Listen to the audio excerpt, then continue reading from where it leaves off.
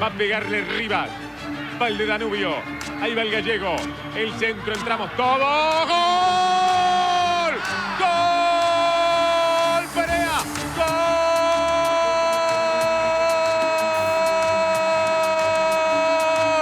¡Gol! ¡Uruguayo! ¡Uruguay en la final de la Copa del Mundo!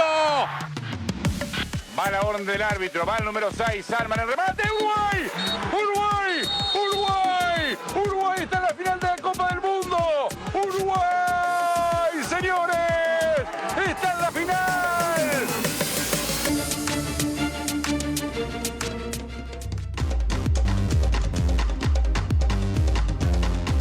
Buenas tardes, bienvenidas, bienvenidos a esta celeste edición central de MBD Noticias. ¿Cómo andás, Natalia? Bien, ¿contenta? Sí, claro, porque suenan los tambores de la información y algún tamboril sonó por allá, por La Plata, ¿Cómo no? Donde la selección sub-20 se metió en la final del Mundial de la categoría. Es un país en el que cada 10, 15 años una sub-20, como vimos recién, juega una final. Sí, con el relato de varios colegas. Es cierto. Martín, ¿no? Es cierto. Sí, bueno, una alegría. Lo que será La Plata este domingo, entonces, Sí, ¿no? claro. Ya había muchísima gente de Uruguay, la cercanía, el cambio a favor. Tremendo. Y ahora una final, me parece que presagian una verdadera invasión uruguaya a Argentina. Dicho sea de paso, para jugar con Corea del Sur o Italia, que en este momento descansan, se jugó el primer tiempo y están empatando 1-1. Veremos cuál termina siendo el rival. Tendremos el resultado entonces antes de que finalice la edición central. Seguro. Sabremos quién será el rival de Uruguay el próximo Lo domingo. sabremos antes del cierre. Y ojalá que esta vez vengan con la Copa, si no, no importa. Sí, ya es muy bueno. Igual lo que ya se ha son hecho. campeones. Ojalá que se dé. Bueno, y si te parece empezamos por otro tema. Te sigo. No tan alegre. El Ministerio de Salud Pública resolvió extender hasta el 20 de julio la excepción sobre los niveles permitidos de cloruro y de sodio en el agua potable de Montevideo y del área metropolitana. La decisión se adoptó tras varios informes que registraron valores superiores a los permitidos. Además, se autorizó un valor excepcional de los niveles permitidos de trialometanos, que son compuestos que se generan en el proceso de desinfección para el que se usa cloro. Desde la academia ya hubo críticas a los anuncios de la ministra Karina Rando, porque advierten que estas situaciones, estas sustancias, podrían generar afectaciones a la salud para determinados sectores de la población. En un ratito sabremos más. Tendremos el desarrollo de esta información y mucho más. Vamos a repasar los titulares. El ministro del Interior, Luis Alberto Heber, dijo que de ser ciertas las denuncias de delitos sexuales contra el senador Gustavo Penades, sería una situación imperdonable. Prestigiosos medios internacionales concluyeron que las imputaciones contra Penades por explotación perjudican al entorno presidencial. Hallazgo del cuerpo en el batallón 14 se produce a poca distancia de donde fue señalado que estarían los restos de María Claudia García Irureta Goyena, recordó el fiscal Ricardo Percivale. China no quiere avanzar en un acuerdo de tratado de libre comercio bilateral con Uruguay, según informó el canciller Francisco Bustillo ante la Comisión de Asuntos Internacionales del Senado. La calle Pou tuvo un intercambio en Paysandú con trabajadores de ANCAP. Lo acusaron de mentiroso y el presidente respondió que no tenía sentido concretar una reunión en esos términos. Presidencia de la República aceptó la iniciativa privada para construir un tranvía que conecte Plaza Independencia y El Pinar. Se esperan las opiniones de las intendencias de Montevideo y Canelones. El directorio de ACE cesó a la coordinadora subregional de la zona litoral norte. La investiga por ingreso a dedo a funcionarios y por utilizar bienes del organismo para trasladar militantes del Partido Nacional. 10 días después, no hay avances en la investigación policial por asesinato del encargado de supermercado Tata. Sindicato reclama mayor presencia de efectivos policiales en puerta de los locales. El presidente colombiano Gustavo Petro viajará a Cuba para profundizar los diálogos con el Ejército de Liberación Nacional y allanar el camino para el cese de las hostilidades. La selección uruguaya sub-20 le ganó 1-0 a Israel por la semifinal del Mundial de Argentina 2023 y clasificó a la final del torneo que se jugará este domingo. Aquí TV Ciudad, aquí Uniradio, 107.7 de FM, Montevideo y área metropolitana, radio de la Universidad de la República, que se escucha en la web uniradio.edu.uy y permite, por esa vía, seguir diariamente la información que surge desde TV Ciudad. Ahora vamos a contactarnos con los móviles de arranque, ya está pronta para eso Natalia. Compañera y compañero de MB Noticias en distintos puntos de la ciudad, y vamos a comenzar este repaso por los móviles con el adelanto de nuestra compañera Mariana Abreu. Todas las miradas apuntan a la calidad del agua. Mariana, ¿qué pasa? Exactamente, como ustedes recién informaron, el Ministerio de Salud Pública autorizó a OCE a elevar los niveles permitidos máximos de trialometano, son estos compuestos que se derivan de la potabilización del agua con cloro, y también de extender los valores establecidos de forma excepcional para los cloruros y el sodio en el agua de OCE justamente. La ministra de Salud Pública, Karina Rando, dijo que esto no trae impactos o afectaciones a la salud, y también que hay más margen para seguir aumentando los niveles si la situación de déficit hídrico se mantiene. Pero desde la academia hay visiones o consideraciones que relativizan o tienen algunos matices con la visión de las autoridades en este asunto. Así que en un ratito vamos a estar compartiéndolas. Bien, muchas gracias Mariana. Y ahora nos vamos con Martín Duarte a hablar de seguridad, uno de los asesinatos que más impactó en la opinión pública en los últimos días. Martín. Sin duda, Natalia, Martín, buenas noches. Estamos aquí en Carlos María Mayolo y José Figueira, donde 10 días atrás, concretamente el 29 de mayo, sobre esta hora, se daba el asesinato de Marcelo de Mestoy, encargado del Tata que está a mis espaldas. Este robo, esta rapiña que fue, o que tuvo como motín 4.000 pesos y que lamentablemente se llevó la vida del encargado de Tata. ¿Qué ha pasado en estos días? ¿Cuánto ha avanzado la investigación? Hoy estuvimos en contacto con la propia familia, con el sindicato. La familia tuvo una reunión el pasado lunes con la fiscal Adriana Eldenman, que le señaló que estas dos personas autores del crimen están identificadas. Dos jóvenes de 19 y 24 años los homicidas, pero no han sido al día de hoy capturados. En la jornada de hoy hubo algunas justamente tareas en búsqueda de la identidad de estos rapiñeros en la zona de Cerro Norte. Con todos estos detalles venimos en un ratito. El otorgamiento del pasaporte al narcotraficante Sebastián Marcet se reinstaló como tema de debate político, y el senador frente amplista Daniel Casciani y el ministro de Relaciones Exteriores Francisco Bustillo no tienen la misma opinión. No falté a la verdad en esa ocasión cuando hablamos de la tramitación del pasaporte del ciudadano Marcet. Por otra parte, como ustedes recordarán, el ciudadano Marcet no tendría requisitoria internacional alguna ni causa nacional. Y además, y es importante decirlo al aire, los ministros no participan de la tramitación de un pasaporte. El canciller desmintió a la subsecretaria, a la ex subsecretaria, y lo que hay realmente es una contradicción entre los dos. No sabemos cuál de los dos está faltando a la verdad. Comenzamos con el desarrollo de la información. El ministro del Interior, Luis Alberto Heber, habló hoy sobre las denuncias por delitos sexuales que recaen sobre el senador Gustavo Penades. Entrevistado en Canal 10, dijo que, de ser ciertas, sería una situación imperdonable. Heber dijo en Arriba Gente de Canal 10 que las acusaciones son terribles y muy graves, al tiempo que se mostró dolido por el caso. El jerarca señaló que es un tema donde han cambiado las circunstancias. Las acusaciones son gravísimas, dijo. Por otra parte, agregó que cree en la justicia de nuestro país. La presunción de inocencia existe. El juez tiene que tomar la decisión si esto es verdad. De ser cierto, esto es terrible para nosotros. ¿Por qué? Demuestra que no conocíamos, no es la misma persona que estamos hablando, es otra persona. Y nos cuesta creer que esto sea verdad. ¿Se ha podido comunicar con Penades? ¿Usted se conoce? Hace unos días sí, he estado en comunicación, últimamente no. A nosotros nos cuesta creer que todo esto sea verdad. Es otra persona a la que se habla, para mí. ¿Y dio esto al Partido Nacional, ministro? Esto ya tomó la decisión en el Partido Nacional, se alejó, y es un tema personal que el Partido Nacional aceptó la renuncia a su filiación y por lo tanto lo enmarcó en un tema personal, no en un tema partidario. ¿Usted piensa que algunas de estas denuncias pueden ser falsas? No, yo no pienso ni dejo de pensar, yo estoy esperando a la justicia. ¿Cómo ha visto el accionar de la fiscal Ione? Bien, yo primero no soy juez de fiscales, yo tengo que trabajar con los fiscales. Bueno, ayer tuvimos en medio de intervenciones de Cabildo Abierto cuestionando la actuación de la Fiscalía, diciendo que duda. Bueno, Cabildo es parte de la coalición de gobierno. Sí, bueno, pero tenemos opiniones distintas también. La Constitución habla de la presunción de inocencia. Vamos a esperar al juicio, afirmó. La situación de Penedès fue abordada en medios de comunicación extranjeros. La BBC y El País de Madrid interpretaron que este hecho perjudica al entorno del presidente.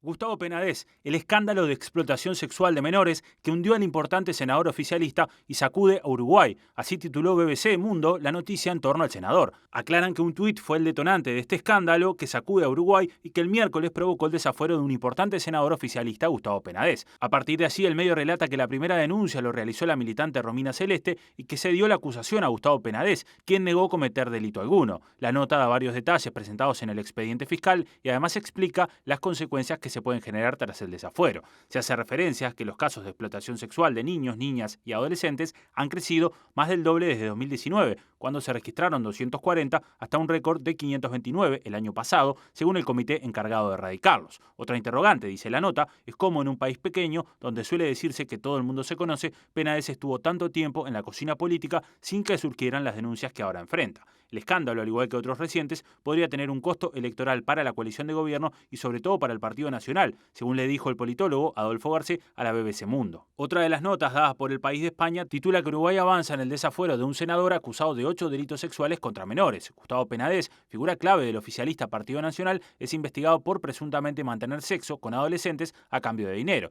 Se dan detalles del pedido de desafuero y cómo el caso está tratado por la justicia. Además, en diálogo con Soledad Suárez, abogada de 5 de las víctimas, relata que estaría el delito de retribución económica a personas menores de edad para que ejecuten actos sexuales o eróticos de cualquier tipo. La comisión de ese delito es castigada, según le dice Suárez, con una pena de 2 a 12 años de cárcel.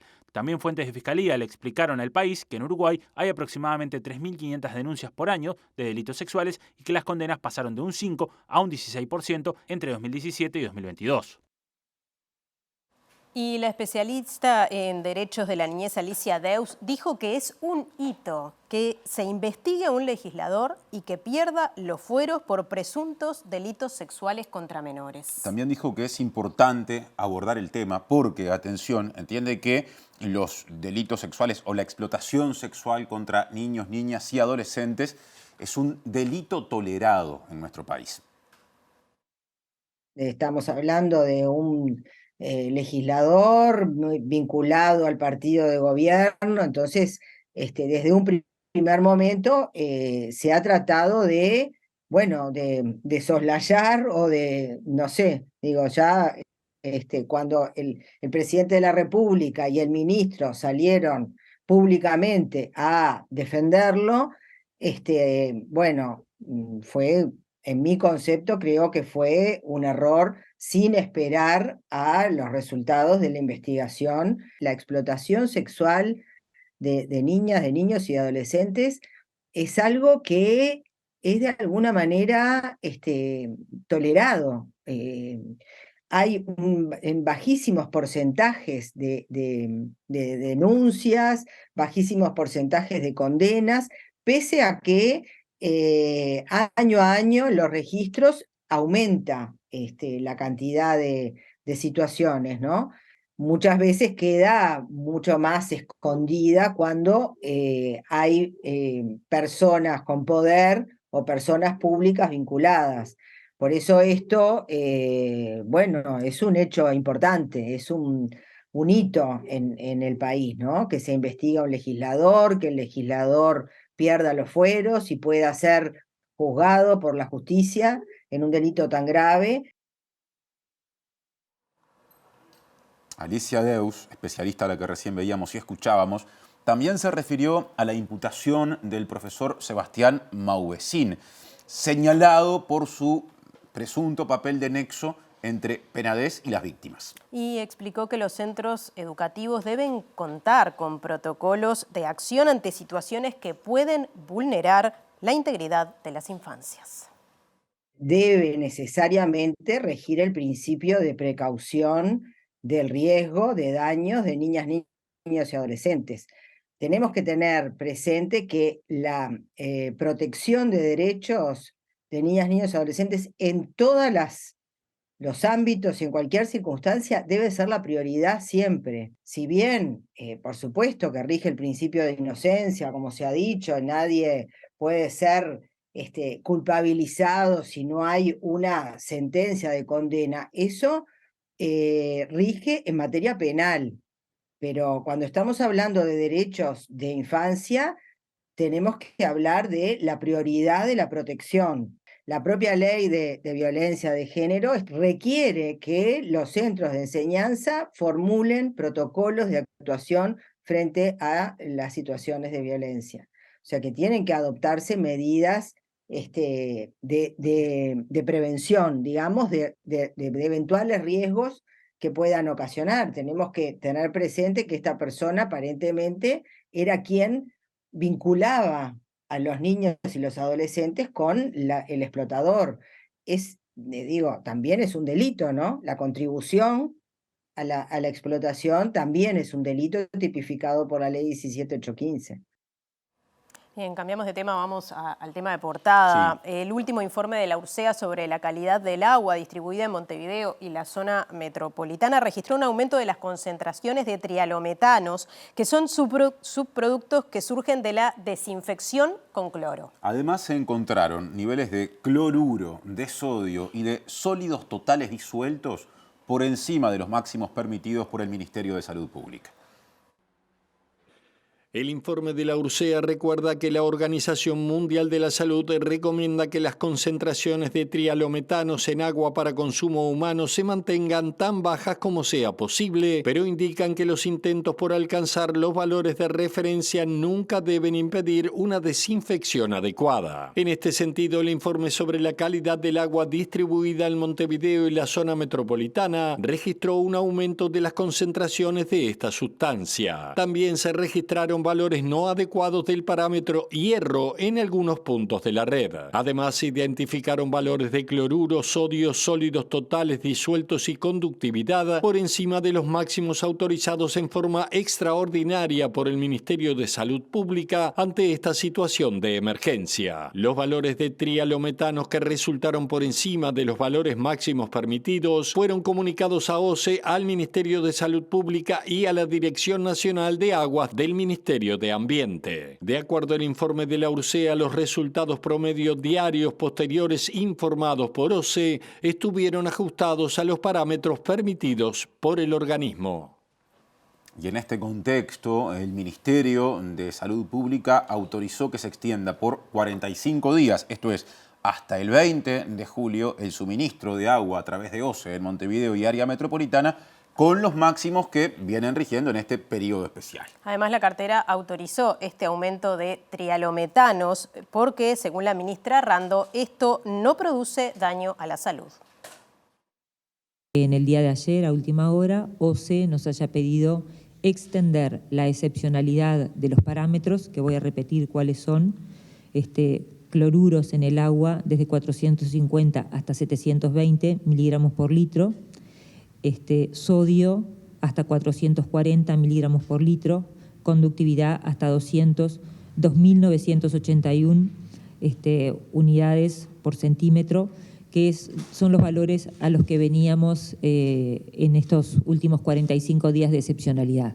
Lo que nos pidió OCE fue la extensión de esa excepcionalidad hasta el día 20 de julio. Ahí revisaremos nuevamente. ¿Qué novedad o qué noticia tenemos el día de hoy?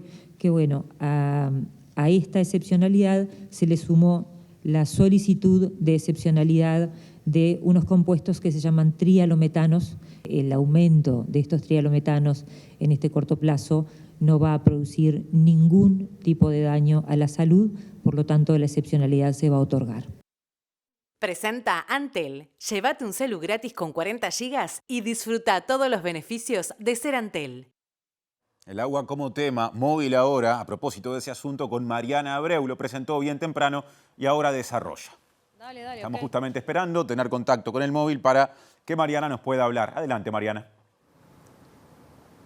¿Cómo andás, Martín? Bueno, como recién ustedes también informaban, el Ministerio de Salud Pública autorizó a OCE a extender los límites establecidos de forma excepcional de cloruros, de sodio en el agua corriente y también a aumentar los niveles permitidos máximos de trialometanos, que como ustedes explicaban es un componente que deriva del proceso de potabilización del agua con cloro. Además, son componentes que han sido catalogados como probablemente o potencialmente riesgosos para la salud por la Organización Mundial de la Salud y también probablemente cancerígenos si se consumen en el largo plazo.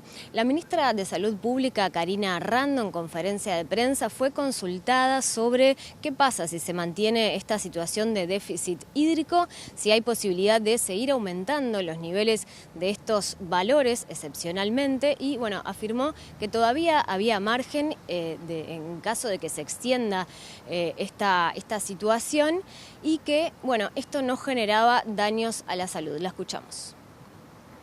Si los valores siguen siendo como están ahora, habría margen para dar alguna otra excepcionalidad. Igual soy un poco más optimista y espero que en estos días llueva un poquito más y tal vez podamos solucionar esto antes de primavera, pero tendríamos un poco más de margen. Estamos sobre límites de seguridad, no se han reportado situaciones críticas para salud de ningún paciente que se lo hayan reportado al Ministerio de Salud Pública. Lo que nos pidió OCE fue la extensión de esa excepcionalidad hasta el día 20 de julio. Ahí revisaremos nuevamente. ¿Qué novedad o qué noticia tenemos el día de hoy? Que a esta excepcionalidad se le sumó la solicitud de excepcionalidad de unos compuestos que se llaman trialometanos. El aumento de estos trialometanos en este corto plazo no va a producir ningún tipo de daño a la salud, por lo tanto la excepcionalidad se va a otorgar. Y sobre este tema también consultamos a Jimena Heisen, quien es médica, magíster en epidemiología y también investigadora en temas de salud y de ambiente. Jimena lo que nos comentó es que si bien hay estudios que indican que estos componentes podrían generar efectos sobre todo a largo plazo, en poblaciones específicas que ya tengan algunas patologías o vulnerabilidades, temas de edad, temas de embarazo, por ejemplo, además de las patologías y de las vulnerabilidades, pueden llegar a generar afectaciones y que también las autoridades no están teniendo en cuenta este tema del agua como un problema de salud pública. La escuchamos. Es un problema arrastrado en nuestro país, de la crisis hídrica. El del acceso al agua potable es un derecho humano, pero también está consagrado en nuestra Constitución, por lo tanto sería deseable que las personas tuvieran acceso a un agua segura, potable y que no generara potenciales daños a su salud. Esta situación que, si bien si uno ve los estudios internacionales, puede plantear que es un riesgo bajo o que luego de la exposición por mucho tiempo o un tiempo prolongado podría llegar a generar daños, en realidad son sustancias que en la persona individualmente podrían llegar a generar en algunas poblaciones en particular, poblaciones vulnerables, vamos a pensar por ejemplo embarazadas, personas con enfermedad renal crónica, niños pequeños, podrían llegar a potencialmente tener algún daño a la salud.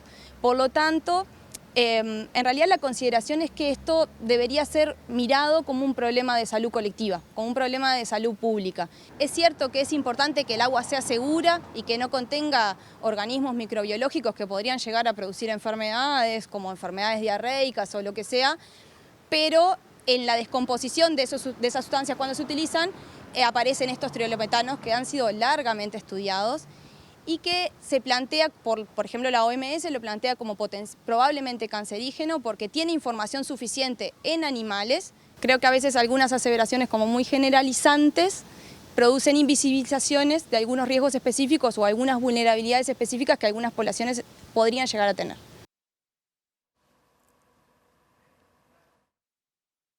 Presentó Antel. Llévate un celu gratis con 40 GB y disfruta todos los beneficios de ser Antel. Bien, seguimos en tema. El director Frente Amplista de OCE, Edgardo Ortuño, consideró necesario que se publiquen los valores diarios de trialometanos, como se hace con los de sodio y cloruros. También reclamó apoyos económicos para que la población pueda comprar agua embotellada. Incorporando, además de cloruros, además de sodio, que son los que provocan la salinidad que está generando la problemática en el agua de estos tiempos, la presencia de trialometanos, ¿verdad?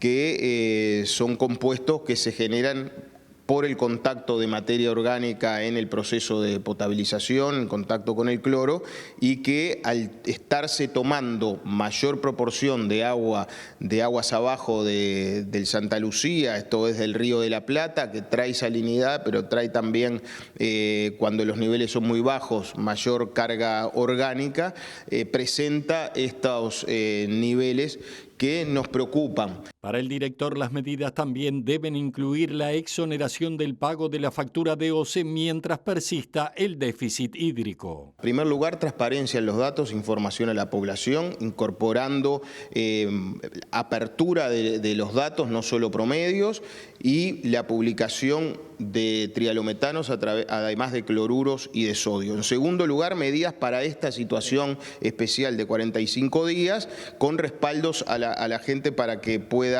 costear el agua embotellada. Ahora cambiamos de tema. El directorio de ACE, no confundir con OCE, que suenan parecidos, pero como decía, pasamos a otra página de la agenda, decidió cesar o remover de su cargo a la coordinadora de la subregional norte, Carla Rodríguez de Almeida. La decisión se produjo tras algunas denuncias que la vincularon con clientelismo político en Artigas y con la utilización de un vehículo oficial para el traslado de militantes del Partido Nacional. El directorio de ACE cesó en la jornada de hoy a la coordinadora subregional de la zona litoral norte y decidió continuar con una investigación administrativa por las denuncias de uso de vehículo oficial para traslado de militantes del Partido Nacional y por acusaciones de acoso presentadas por funcionarios. Carla Rodríguez de Almeida, del Herrerismo en Artigas, ordenó usar una camioneta del prestador de salud para trasladar a jóvenes a un acto. El periodista Eduardo Preve había denunciado esta semana en M24 el traslado en vehículo del organismo a militantes blancos de Bella Unión hacia Artigas para participar en un acto de una diputada nacionalista. Por otra parte, se investigarán 2 denuncias de amenazas de esta funcionaria hacia trabajadores. Los funcionarios aseguran que fueron víctimas de malos tratos y falta de respeto por parte de la ex coordinadora. Cambiamos de tema. El fiscal especializado en crímenes de lesa humanidad, Ricardo Percivale, dijo que el hallazgo del cuerpo en el batallón 14 fue a poca distancia del lugar en el que erróneamente en 2005 se dijo que estaban los restos de María Claudia García Irureta Goyena. Entrevistado en FM del Sol, dijo que también es un lugar muy cercano a la zona en la que en 2011 y en 2012 aparecieron los cuerpos de Julio Castro y de Ricardo Blanco Valiente. Este caso sí es importante aclararlo, no fue por un dato preciso, este fue el trabajo sistemático que hacen ellos de búsqueda en determinados lugares donde hay presunciones de existencia de cuerpos, porque estos cuerpos no hay que olvidarse que aparecieron a unos 100 metros del lugar donde apareció el maestro Castro y Blanco Valiente y en una zona bastante cercana a donde fueron sindicados el lugar donde habría aparecido María Claudia. Y además esto tiene otra particularidad, que quien la enterró, si bien la quiso ocultar, quiso tener referencia del lugar, porque el cuerpo fue hallado a escasos pasos, metros, estamos hablando de 2-3 metros, de una bodega de lo que fue el campo Vidiela.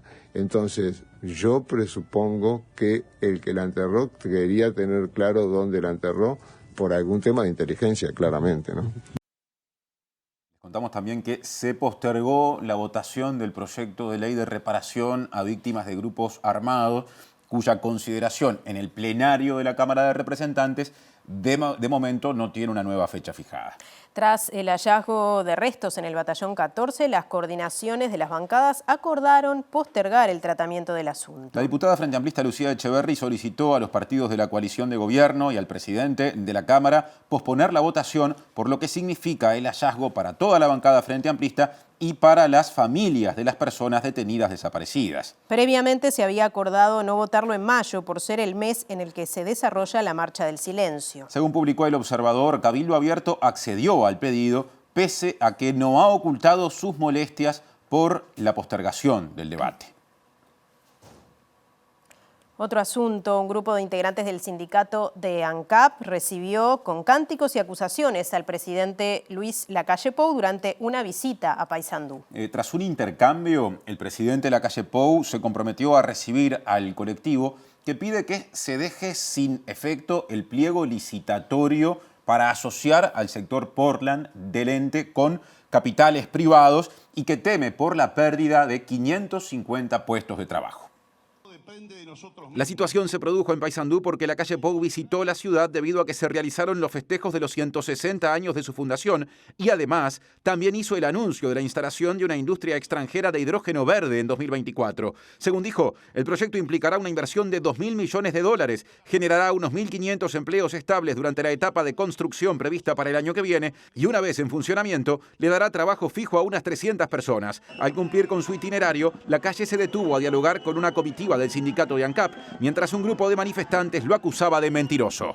Sí, queremos. Después, brevedad. No hay tiempo. No antes del 20. No hay tiempo. Nosotros tenemos 2 días, 42 días tenemos. 42 días. Perdemos el trabajo entre no podemos esperar. Antes del 20, capaz que el 15, pero no creo. Sino el 22. Esperamos. Pero yo les aviso. Sí, dale. Vamos, gracias. Sigamos con la palabra. Sigamos con la palabra una vez más. No,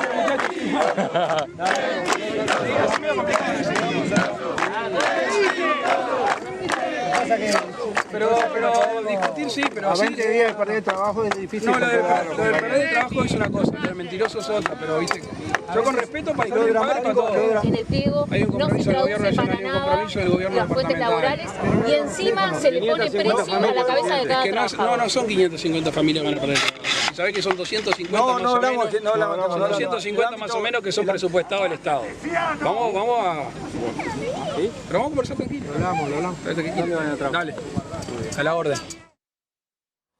Otro asunto, el ministro de Relaciones Exteriores, Francisco Bustillo, dijo en el Parlamento que China no está dispuesta a avanzar en un tratado de libre comercio con Uruguay de forma bilateral. El senador Frente Amplista Daniel Cayani consideró que es una muy mala noticia y que el gobierno tiró la toalla. La noticia que nos dio el ministro es que China no quiere avanzar en un acuerdo comercial bilateral con Uruguay y creo que eso es una muy mala noticia. Sobre todo teniendo en cuenta que la situación del Uruguay y de las exportaciones uruguayas en los últimos meses ha venido teniendo una tendencia a la baja. Estamos en el 8º mes consecutivo de caída de las exportaciones, tanto en volumen como en precio de las mismas, y eso genera un escenario bastante complicado en materia de demanda internacional para el Uruguay, que si le sumamos a la situación de la sequía, que ya tiene un impacto importante en el sector agroexportador, la situación de la diferencia del tipo de cambio con los países de la región, que pega muy notoriamente en los temas de empleo y comercio de los departamentos limítrofes, y también la situación del atraso cambiario, creo que es un escenario donde se están por lo menos prendiendo luces amarillas, que en realidad ahora depende del contexto regional y que Brasil tiene la palabra en ese sentido. Nosotros le planteamos también al canciller si había algún tipo de plan B con respecto a esto. Sobre el acuerdo bilateral con Turquía también está estancado. Hay un escenario donde en realidad el gobierno parece haber tirado la toalla en materia de inserción comercial y que creo que no es bueno porque en realidad no son buenas novedades, sobre todo para el sector productivo, el trabajo nacional y la producción nacional uruguaya. El senador Cayani también se refirió a las declaraciones del canciller Francisco Bustillo sobre el caso Sebastián Marcet. Y destacó que hay una contradicción entre lo que dice el canciller y lo que está declarando públicamente la ex subsecretaria de Relaciones Exteriores, Carolina H. Quiero ratificar lo actuado y lo dicho en ocasión de la concurrencia al Parlamento, al Senado de la República en agosto de 2022. No falté a la verdad en esa ocasión cuando hablamos de la tramitación del pasaporte del ciudadano Marcet. Por otra parte, como ustedes recordarán, el ciudadano Marcet no tendría requisitoria internacional alguna ni causa nacional. Y además, y es importante decirlo al aire, Los ministros no participan de la tramitación de un pasaporte. En este caso, quien habla no participó en la tramitación del pasaporte del ciudadano Marcet, ni tan siquiera tenía conocimiento que se estuviera tramitando el pasaporte del ciudadano Marcet entre septiembre y diciembre de 2021. Es más, nunca fui informado en esos tiempos de que estaba en trámite ese pasaporte. Por su parte, el senador Daniel Cayani dijo que hay contradicción entre la ex subsecretaria Carolina H. y el ministro Bustillo. El canciller desmintió a la subsecretaria, a la ex subsecretaria, y lo que hay realmente es una contradicción entre los dos. No sabemos cuál de los dos está faltando a la verdad, pero a mí lo que más me preocupa es que en realidad el gobierno había dicho que esto había sido un trámite normal y se le otorgó un pasaporte a un narcotraficante que hoy está prófugo y que eso le permitió salir de la cárcel, que esto fue hace casi 2 años y este tema sigue abierto en el gobierno y que el gobierno tiene una contradicción muy importante y que además creo que desprestigia sobre todo al Uruguay.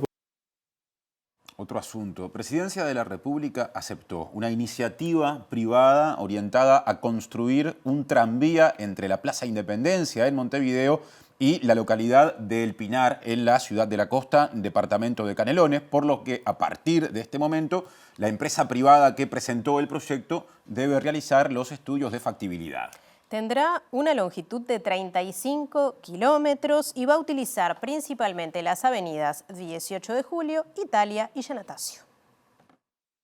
El proyecto Movilidad Metropolitana fue presentado por el consorcio 3S, conformado por las empresas Stadler Rail Valencia, empresa española, y las uruguayas SACEM y Stiller, sociedad anónima, y la inversión ronda los $500 millones. La iniciativa consiste en el diseño, la construcción, el mantenimiento y la financiación privada de un servicio tren-tram, tranvía, para transportar pasajeros entre Plaza Independencia y el kilómetro 32500 del Pinar, y va a utilizar principalmente las avenidas 18 de Julio, Italia y Giannatasio. La capacidad del tren equivale a la de 3 ómnibus y 174 autos. La resolución presidencial explica que el proyecto implicaría la readecuación o reestructura en el transporte en general, ya que llevaría a la eliminación de algunas líneas de transporte.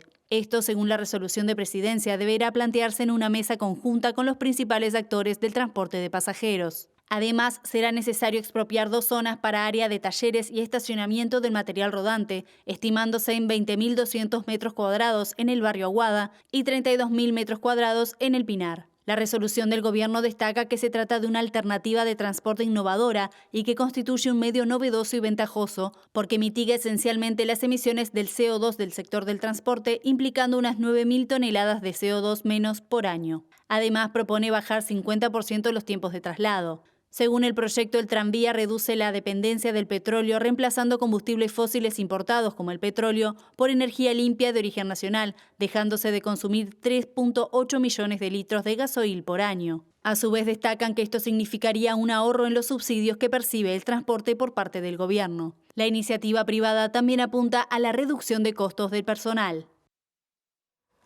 Desde la Intendencia de Montevideo informaron a MBD Noticias que aún no se recibió la notificación formal sobre el avance del proyecto de tranvía entre Montevideo y El Pinar. Además, aseguraron que todavía se espera la respuesta a un proyecto entregado en abril de 2021 para un nuevo corredor metropolitano de movilidad.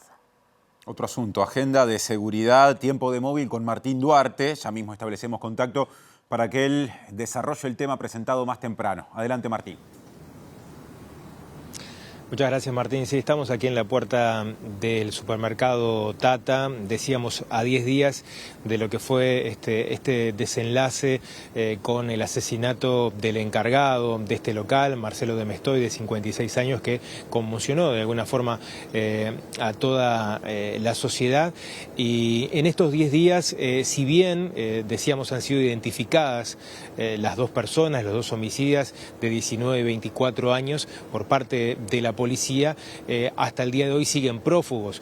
Decíamos que en la jornada hubo distintos allanamientos en la zona de Cerro Norte, a propósito donde fueron incautados elementos y kilos de cocaína, pero no hallaron en este caso a las 2 personas que han sido identificadas. Si bien hay una banda que ha sido identificada en el cerro que operaría de esta forma con atracos a supermercados, han quedado 4 personas detenidas detenidas, 2 menores y 2 mayores en Fiscalía y se está investigando.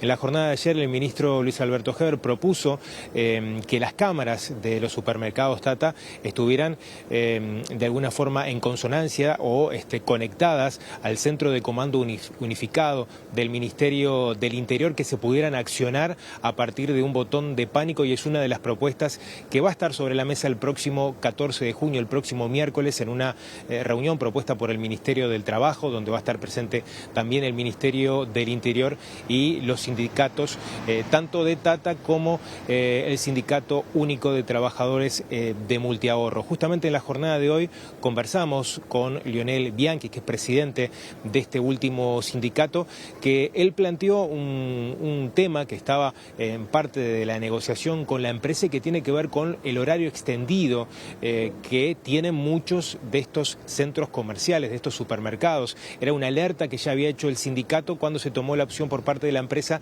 de extender horarios hasta las 23 y 24 horas e incluso algunos trabajando las 24 horas del día. Lo que están reclamando los funcionarios y trabajadores es la presencia de un servicio 222 que dé de alguna forma garantía a sus funcionarios. Entendemos que no es suficiente, porque en realidad ya la pérdida ya está hecha y no tiene vuelta atrás, pero queremos por lo menos que también lleguemos a que haya justicia, ¿no? Y que sepamos más, que tengamos más información de la situación del compañero fallecido. Ya nosotros venimos alertando a la empresa hace unos meses que veníamos por Consejo Salario por el tema de seguridad de los locales, más todavía cuando empezaron a implementar los locales 24 horas, hay locales que empezaron a cerrar a las 11 de la noche, a las 12 de la noche.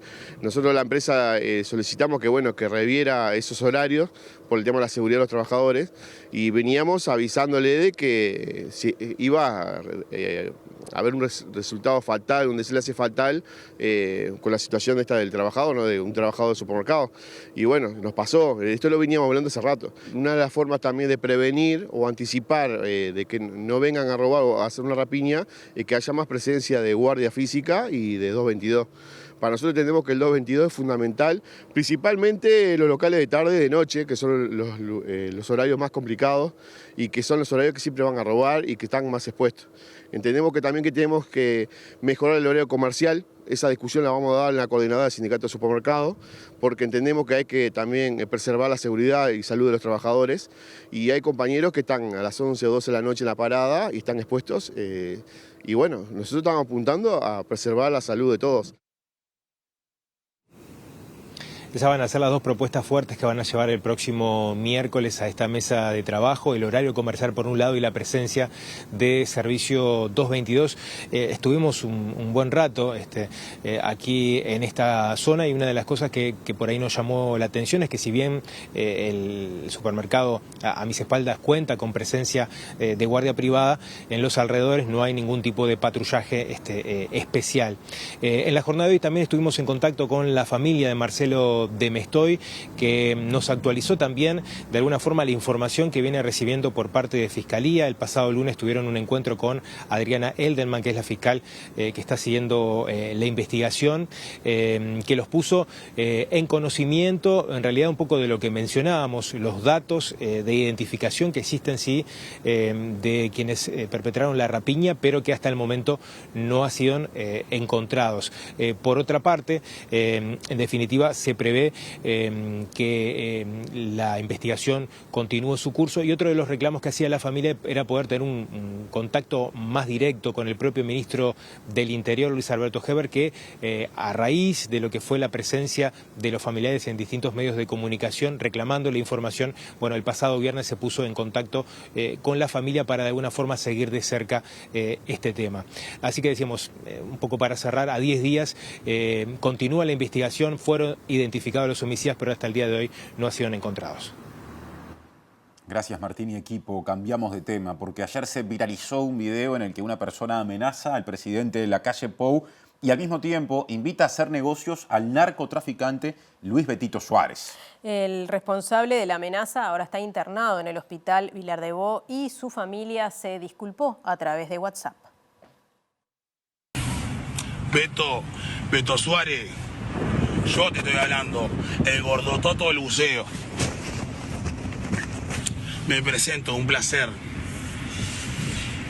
Quiero tu número, Beto. Ya mándame tu número, Beto Suárez. Tengo que hablar cosas contigo, hermano. Hay plata para hacer bicho. ¿Y sabes qué? ¿Sabes lo que es lo más lindo? Que solo si quiso. Porque si no quiso... ¿Plata o plomo? Ustedes eligen. ¿Yo? Si quieren, se portan rico. No me manden ningún patrullero más por este barrio. En el buceo no quiero patrulleros. Tras esto, la familia del joven recibió amenazas, informó Montevideo Portal, por lo que debieron comunicarse con familiares del Betito Suárez para pedirle disculpas. Fueron hasta su casa y acordaron que la situación no se repetiría porque el narco uruguayo no quiere estar pegado a El Toto de buceo. Además, se detalla que no es la primera vez que este hombre protagoniza hechos de este tipo. Cuquito de la calle, o negociás, o negociás. ¿Me explico? Pórtate bien. Si no, esto va a ser una masacre. ¿Entendieron? ¿Entendieron o no? ¿Cómo tengo que hablar? Según confirmó MBD Noticias con Fiscalía, el hombre estaba alcoholizado y había consumido cocaína al momento de realizar el video, lo que se suma a su cuadro de esquizofrenia. Esta persona está internada desde el 3 de junio en el Hospital Vilar de Bo. Tras su alta, el fiscal Fernando Romano evaluará posibles medidas. La primera es que deba pasar por una pericia psiquiátrica para confirmar su imputabilidad. Si es imputable, se lo puede incurrir en delito de amenaza. Si no lo es, se espera que su familia se haga cargo de su control.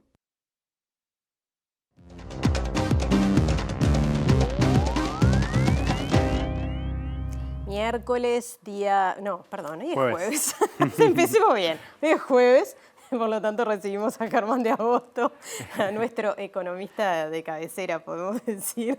Vamos a repasar algunos datos del consumo de agua embotellada en Montevideo y Canelones. Datos que se conocieron justamente hoy, cuando estamos hablando nuevamente de la calidad del agua. Así es, tenemos de todo un poco. Parte tiene que ver con las ventas de agua, agua en bidones, agua embotellada. Tenemos también cosas de precios y también volvemos sobre el tema de los impuestos. Así que arrancamos directamente con el informe de Scantech al que hacías referencia. Esto es un análisis de los puntos formales de venta y lo que estamos viendo es la variación que tuvieron las ventas en mayo de este año en relación al mayo del año pasado. ¿Sí? Acá tenemos en blanco, la primera justamente es el promedio de lo que serían las ventas de agua, ¿sí? 224%, y luego en verde tenemos distintas presentaciones, en particular el mayor crecimiento se da en lo que tiene que ver con agua, con botellas de agua sin gas. ¿sí? Claro. Seguramente porque faltaron ante bidones. La falta de bidones justamente empiezan a aparecer el tema de las fundas de botellas sin gas y efectivamente tiene un crecimiento de casi 500%. Y otra cosa que señala este informe es que el presupuesto destinado a la compra de agua en cualquiera de sus presentaciones se incrementó un 30% justamente a raíz de esta situación. ¿sí? El agua de Canelones, ¿no? Exactamente, acá estamos recogiendo ese alcance geográfico. Así que esto es como un primer panorama. Bien. Ahora si analizamos lo que tiene que ver con la segunda placa, vamos a poder ver una desagregación por municipios, que también lo permite el informe, y se ve también la disparidad en particular en el municipio A, por ejemplo, ¿sí? El aumento es de 324% en lo que tiene que ver con el consumo de las ventas formales o en puntos formales de agua. ¿sí? Acá estamos pensando en presentaciones de agua sin distinguir esas otras que estuvimos viendo, pero de alguna manera es representativo de toda la situación. Sí. Esto se ha hablado mucho, ¿no? Justamente de que en las zonas donde hay poblaciones más vulnerables no se compraba tanta agua Exactamente, embotellada. Eso explica justamente que cuando miramos y lo comparamos con la distribución geográfica de los municipios, efectivamente constatamos lo que está señalando es el aumento más pronunciado en el caso de la periferia, en el caso de zonas que, si comparáramos con otros indicadores socioeconómicos, son justamente más vulnerables. ¿sí? Así que esto nos permite también atender esa otra dimensión que nos ayuda a afinar de alguna manera el lápiz pensando en potenciales medidas ante la extensión de todo este problema. ¿sí? Ahora pasamos... Será importante en esa franja, ¿no? Tal cual. ¿sí? Ahora pasamos a la dimensión de los precios. Y acá tenemos dos cosas, ¿sí? Esto es Precios UI, es una herramienta que hemos utilizado más de una oportunidad, es un relevamiento que hace el Ministerio de Economía. Entran a la página, lo digo como si fuera un reclame, precios.ui, ¿sí? Y ahí van a tener se van a encontrar con algo similar a esto, es decir, un gráfico que tiene los distintos puntos de venta seleccionados y las variaciones de los precios según las marcas. Entonces acá lo que hicimos simplemente fue filtrar en lo que tiene que ver con los bidones, así que acá estamos viendo bidones, y las dos marcas que están relevadas son justamente los bidones Nativa, que son de 6 litros, y los de Salus. Y acá lo que podemos ver es que en realidad los precios no varían tanto, fíjate que en realidad los precios no varían tanto, pero igual hay algunas diferencias. Estamos marcados el precio más caro, que sería el bidón de agua Salus en el Pharmashop, y el más barato, que sería justamente el bidón de Nativa de 6 litros en el Clon. ¿Sí? Así que puede haber más. Sí, totalmente. Esto es lo que releva que de alguna manera es un universo limitado, pero esto es interesante por la información que hoy nos permite abrir, que es justamente la que tiene que ver con el agua, pero en general para cualquier otro tipo de compras, ¿sí? Uno puede poner los productos, armar su carrito, referenciarlos geográficamente y va a ver dónde le es más conveniente justamente comprar esa canasta de productos. En el caso particular del agua es el que estamos levantando, y lo mismo si ahora pasamos a la siguiente placa, es lo mismo pero para el agua sin gas. En este caso son 3 las presentaciones que releva el Ministerio de Economía. Tenemos Matutina, Vitale y Salus, y de nuevo la Salus es la que aparece más cara, Vitale queda como en el medio, y la Matutina parece ser la más accesible, donde tampoco hay variaciones tan significativas en los precios, aunque sí es cierto que, por ejemplo, Pharmashop aparece siempre más caro, ¿sí? Pero de nuevo lo que importa no es tanto la información sino la potencialidad que tiene la herramienta a la hora justamente de pensar en un surtido o de pensar las compras semanales, en tanto nos permite ver en dónde geográficamente nos conviene más adquirir los productos que pongamos en ese carrito. Bien. ¿Sí? ¿Cómo está compuesto el precio del agua? Y por último vamos a volver sobre este tema, dado que caracterizamos la situación, caracterizamos el impacto heterogéneo que tiene a nivel geográfico, justamente poniendo el foco sobre el aumento pronunciado que tuvo en los lugares más vulnerables. Y ahora pasamos a la última placa para recordar cómo se distribuye el precio de un bidón de agua. Tomamos una referencia de 129 pesos y lo que tenemos es que... De agua Salus. Exacto, es ese bidón que está ahí. El IVA son 23% porque está la tasa que es la tasa básica del 22%, ¿sí? Y el IMESI, que es lo que hoy está sobre la mesa en términos de la discusión y los proyectos que se han presentado, son 15 pesos, es decir, un 11-12% del precio total, pensando en no solamente medidas vinculadas a las tarifas de OCE directamente, sino también a exoneraciones potenciales transitorias, en particular poniendo el foco sobre determinadas poblaciones. Eso, yendo a un comentario, cuando informaste ya de este tema hace algunos días, en donde comentabas que el IMESI se podría retirar con un decreto, ¿no? Exactamente, la diferencia entre el IVA y el IMESI es que operativamente es más sencillo el IMESI porque con un decreto lo lograrías, ¿sí? El IVA ya tiene que pasar por el Parlamento, ya tiene que ser por ley. O sea que de alguna manera lo más rápido que se puede hacer es justamente actuar sobre el IMESI como complemento de otras medidas que se pudieran llegar a tomar ante la extensión de este fenómeno en el tiempo y ese impacto diferencial que tiene cuando lo analizamos en función de las distintas regiones de Montevideo y Canelones. Bien, o sea, sería importante quizás que se tomara alguna de estas medidas. Desde algunos sectores se ha venido reclamando, sobre todo teniendo en cuenta las franjas o la población más vulnerable, que está aumentando muchísimo el consumo de agua embotellada. Y como vos bien señalabas, los bidones escasean, el agua embotellada es más cara, entonces de alguna manera todo eso se conjuga para hacer como, de alguna manera, más necesarias este tipo de medidas o la evaluación de este tipo de medidas conjuntas con lo que estaban señalando recién, por ejemplo, lo que tiene que ver con la actuación directa sobre las tarifas de OCE. Bien, ya cerramos, pero justamente decía se encarecen porque falta, ¿no? O porque hay más demanda. Tampoco hay un control de precios como ha habido en otros momentos, si bien, aunque haya cuestionamientos por el tema de la competencia, pero no se piensa tampoco en eso. No. Bien, bueno, muchas gracias, Germán. Por favor, nos reencontramos el martes que viene. Ya seguimos con Martín. Si este domingo hubiera elecciones, el partido más votado sería el Frente Amplio con 42% de los votos, según una reciente encuesta de Opción Consultores. Esa cifra, ese 42%, es 3% superior al guarismo que arroja la suma de la intención de voto de todos los partidos que forman parte de la coalición de gobierno. El informe destaca que a partir del segundo semestre de 2021, cuando marcó 34%, el Frente Amplio se mantiene cercano a la votación de octubre de 2019. Con 42% de apoyo, supera por 3 puntos su votación en la primera vuelta de octubre de 2019, misma distancia que mantiene actualmente con el oficialismo, que según Opción reúne el 39% de adhesiones. El estudio sugiere que la oposición cuenta con una base electoral de relativa firmeza de cara a las próximas elecciones presidenciales y parlamentarias de 2024. Al desglosar la intención de voto de la coalición de gobierno, el Partido Nacional reúne 30% y conserva el segundo lugar como fuerza política, alcanzado en 2004, pero cede 3 puntos con respecto a la serie iniciada en 2021. Con respecto al resto de los socios multicolores, el Partido Colorado y Cabildo Abierto obtendrían 4% cada uno, perdiendo ambos 1% en 2 años, mientras que el Partido Independiente llegaría al 1%. La encuesta también proyecta a las personas indecisas, logrando el oficialismo 45% de respaldo contra 44% de la oposición. El porcentaje restante se distribuye en 5% de no sabe, no contesta, 3% en blanco o anulado, 2% por el Partido Ecologista Radical Intransigente y 1% por otro partido. Presenta Mercado Agrícola de Montevideo, en el corazón de un barrio donde late la ciudad. Mercado de Historias. Mercado de Historia.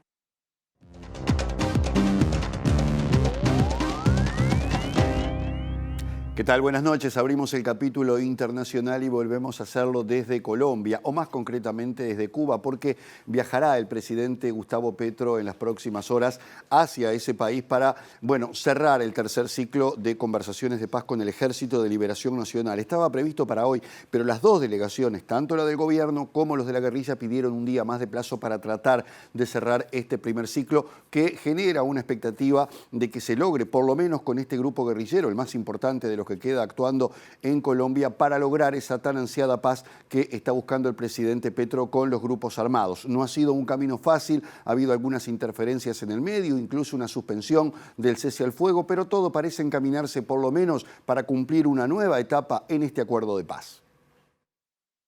El presidente colombiano Gustavo Petro viajará a La Habana para participar por primera vez y en forma directa de las negociaciones de paz con el Ejército de Liberación Nacional, la mayor guerrilla en actividad en el país, aunque el esperado cese al fuego sigue en suspenso y las delegaciones de paz del gobierno y el grupo armado pidieron este jueves in extremis un día más al mandatario y al comandante del Ejército de Liberación Nacional, Antonio García, con el propósito de ultimar detalles de los textos y sus respectivos protocolos. El comisionado para la paz, Danilo Rueda, afirmó que hubo avances significativos en las negociaciones y el gobierno espera que la mesa de paz instalada por este ciclo en Cuba entregue resultados y se acuerde una tregua que alivie a las comunidades que más han sufrido los rigores de la guerra, ya que es la primera vez que el ELN se dispone a un cese bilateral en 6 meses, algo que nunca antes se ha logrado en este proceso de paz con la guerrilla. Ambas partes han descrito esta tercera ronda como positiva, subrayando la voluntad de diálogo, el compromiso y la honestidad en los dos bandos, ya que a pesar de la pausa de 3 días que pidió el Ejército de Liberación Nacional el pasado 12 de mayo, como consecuencia de unas declaraciones de Petro en donde cuestionaba el liderazgo del grupo, las delegaciones han retomado las conversaciones, con un posible acuerdo al cese al fuego en el centro de ellas. El conseguir un acuerdo de paz con el ELN es un logro esencial para la política insignia del primer presidente de izquierda en Colombia, la paz total, una apuesta por negociar con la mayor parte de grupos armados en activo dentro del territorio colombiano, con el objetivo de poner fin al conflicto armado interno que ha cobrado miles de víctimas en más de 3 décadas. Y en Argentina, mientras siguen los debates en torno a las candidaturas, ya con las elecciones PASO en el horizonte, esas elecciones que van a definir quiénes van a ir a la contienda electoral hacia fin de año en ese país, el gobierno decidió exonerar por única vez el aguinaldo de 500.000 trabajadores aproximadamente para poder hacer frente a la situación económica, sobre todo teniendo en cuenta que la inflación ha trepado en algunos puntos al 108%. el anuncio del gobierno argentino de una exención del pago del llamado impuesto a las ganancias sobre el sueldo anual complementario, popularmente conocido como el aguinaldo, intentará contener la alta inflación que registra el país, que solamente en 2023 aumentó de un 32 a un 108,8% interanual. Según la cartera de Economía, se trata de un beneficio extraordinario por única vez que alcanza al 50% de los trabajadores que hoy pagan el impuesto a las ganancias, con el objetivo de que recompongan el poder adquisitivo y proyectando que esta mejora del salario se traduzca en mayor consumo y actividad económica. Este tributo, que se paga el 30 de junio de cada año, permitirá a los trabajadores aumentar la exención de ganancias sobre la primera cuota del aguinaldo, equivalente a la mitad del mejor sueldo abonado en el primer semestre, si la remuneración mensual del trabajador no supera los $3.614 al tipo de cambio oficial. El gobierno de Alberto Fernández busca llevar un alivio a los asalariados en un contexto de alta inflación, mientras los salarios pierden gran poder adquisitivo porque aún no alcanzan la estrepitosa suba de los precios. La medida mejoraría en $445 al tipo de cambio oficial los sueldos y un incremento sobre el sueldo mensual promedio de bolsillo del 26% según fuentes oficiales. Además de los problemas que ha tenido en su país el presidente Guillermo Lasso, quien ha decidido en una muerte cruzada, suspender al Parlamento y llamar a elecciones, enfrenta ahora otra situación en los Estados Unidos. 2 congresistas demócratas le han pedido al fiscal general que investigue a Lasso por mantener en Estados Unidos empresas ficticias donde estaría lavando dinero, y también se le pidió al presidente Joe Biden que suspenda por el momento las relaciones bilaterales desde el punto de vista económico con el gobierno de Lasso.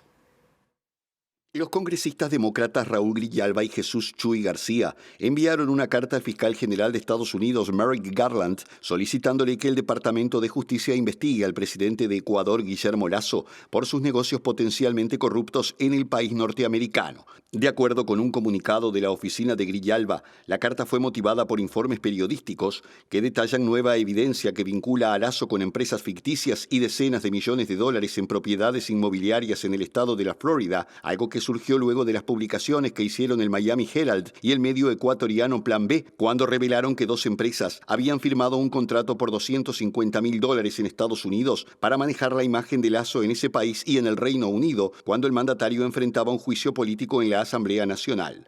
El documento fue rubricado entre las compañías Global Research and Asset Management GRAM, una empresa de gestión de patrimonio con sede en Florida, dirigida por Miguel Macías, un antiguo directivo del Banco Guayaquil, entidad de la que Lasso fue presidente ejecutivo, y la firma de relaciones públicas Perceptual Advisors. En los registros oficiales, GRAM, de la que los parlamentarios dicen es una empresa fantasma de la que se sospecha desde hace tiempo está relacionada con Lasso, actuaba como representante de la Secretaría General de Comunicación de la Presidencia de Ecuador. Bueno, y como todos ya sabrán y ya hemos dicho, Uruguay clasificó a la final del Mundial Sub-20 tras vencer por 1-0 a Israel en La Plata. Y este domingo jugará contra Italia porque hace minutos Italia venció 2-1 a Corea del Sur. Y será un fin de semana de entera atención en términos futbolísticos, o prácticamente entera atención, justamente con la Sub-20, porque se decidió, creo que con buen criterio, suspender la actividad local para que el domingo la gente pueda seguir esa final del mundo que va a jugar la Sub-20, que clasificó, entre otras cosas, con un gol que vamos a ver a continuación. Todo lo que implica el camino recorrido es impresionante. Hoy hacemos un recuento un poco de los momentos y la verdad que emociona. Después se va a cuestionar con el resultado, pero nosotros no evaluamos resultados, evaluamos un montón de cosas que van atrás de eso, y estamos recontra conforme con un grupo que se entrega al máximo. Claro, porque estaba patinoso ese sector, cuando vos saltaste, ¿no? No, yo salté y corté medio con cuidado, después voy para ahí, me caí y pasó lo que pasó. Fue una emoción, la verdad que yo iba a ver a Uruguay chiquito y soñaba con jugar así, y bueno, la verdad que feliz, contento y muy orgulloso de todo el grupo. Y al final agradecido a todo el equipo por el esfuerzo que hace en la presión, en la defensa de área y en todos los aspectos, porque al final la línea de 4, si los de arriba no presionan, no podríamos hacer nada. Claro, y la cancha complica. De no meternos tanto para atrás, pero bueno, son los minutos finales de una semifinal que vamos ganando y muchas veces es complicado por la pesadez de las piernas y demás, pero nada, se pudo sacar el partido y aprender del partido de hoy y a ganar la final. una alegría impresionante que transmiten ellos y esos comentarios bien uruguayos, ¿no? De, bueno, hay que enfrentar las situaciones que nos tocan, si la cancha está mal, hay que encararla igual. Sí. Eso es bien de acá. Un discurso muy nuestro. Y muy rioplatense, claramente. Muy de Río de la Plata, te diría que más de esta orilla que de la otra. Y bueno, Italia ya cerquita como rival, así que el domingo lo seguiremos con toda la expectativa. Un gran partido. Y bueno, vamos a ver cómo está el tiempo. Entonces, en estos próximos 3 días, en la zona metropolitana, al menos, mañana viernes 9 de junio, 14 grados la mínima, 22 la máxima, pero empieza a notarse un descenso de la temperatura. Es cierto, hay alguna probabilidad de lluvias para mañana, pero más bien escasa por lo que dice Inumet. En cambio, no se pronostican lluvias para el sábado 10 de junio, pasado mañana, día que se espera tenga en capital y cercanías una mínima de 10 grados y una máxima de 15. Baja aún más la temperatura el domingo 11 de junio, 6 grados la mínima, 12 la máxima, algo nuboso sin lluvias. Uno de los grandes temas de la semana va a estar en la entrevista que va a hacer Wilmar Amaral en instantes, nada más en lado B. Sí, con el fiscal especializado en crímenes de lesa humanidad, Ricardo Percivale. Escuchábamos hoy un tramito de una entrevista en FM El Sol. Ahora podrán escucharlo un ratito hablando con Wilmar. Así que sobran los motivos para seguir en la pantalla de TV Ciudad y mañana otra vez a las 7 habrá información. Nos reencontramos mañana. Que pasen bien.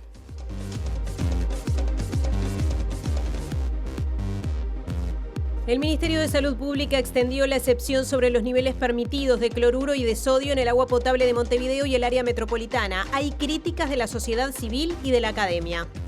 El ministro del Interior, Luis Alberto Heber, dijo que de ser ciertas las denuncias de delitos sexuales contra el senador Gustavo Penadez, sería una situación imperdonable.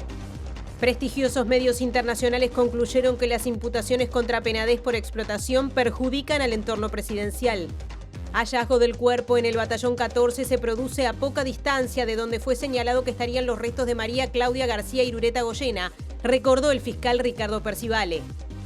China no quiere avanzar en un acuerdo de tratado de libre comercio bilateral con Uruguay, según informó el canciller Francisco Bustillo ante la Comisión de Asuntos Internacionales del Senado. La calle Pou tuvo un intercambio en Paysandú con trabajadores de ANCAP. Lo acusaron de mentiroso y el presidente respondió que no tenía sentido concretar una reunión en esos términos. Presidencia de la República aceptó la iniciativa privada para construir un tranvía que conecte Plaza Independencia y El Pinar. Se esperan las opiniones de las intendencias de Montevideo y Canelones. El directorio de ACE cesó a la coordinadora subregional de la zona litoral norte. La investiga por ingreso a dedo a funcionarios y por utilizar bienes del organismo para trasladar militantes del Partido Nacional. 10 días después, no hay avances en la investigación policial por asesinato del encargado de supermercado Tata. Sindicato reclama mayor presencia de efectivos policiales en puerta de los locales. El presidente colombiano Gustavo Petro viajará a Cuba para profundizar los diálogos con el Ejército de Liberación Nacional y allanar el camino para el cese de las hostilidades.